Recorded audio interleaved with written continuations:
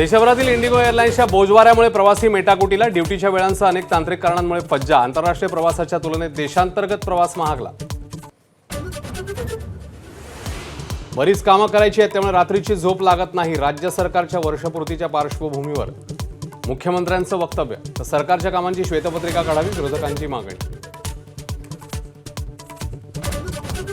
देवाभाऊंच्या इशाऱ्यावरच सर्व राजकीय पक्ष चालतात, मंगलप्रभात लोढांचं खळबळजनक वक्तव्य। तर महायुती आमच्यामुळेच सत्तेत, शिवसेनेचे आमदार संजय गायकवाडांचा पलटवार। तपोवनातल्या वृक्षतोडीवरून मित्रपक्षच भाजपच्या विरोधात, शिवसेनेचं झाडांना राखी बांधून आंदोलन। तर वृक्षतोडी विरोधात कोर्टामध्ये जनहित याचिका दाखल।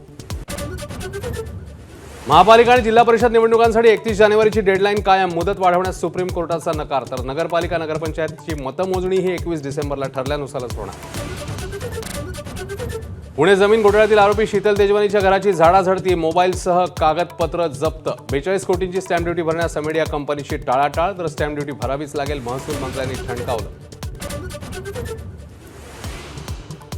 टीईटी परीक्षेच्या सक्तीविरोधात राज्यभरातले शिक्षक संपावर, शाळांना टाळं, सरकारचे हातावर हात।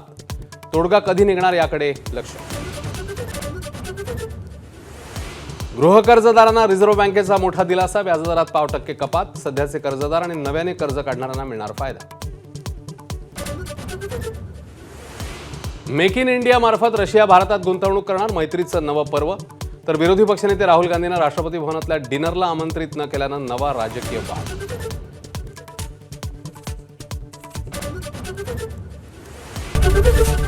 एबीपी माझा, उघडा डोळे बघा नीट।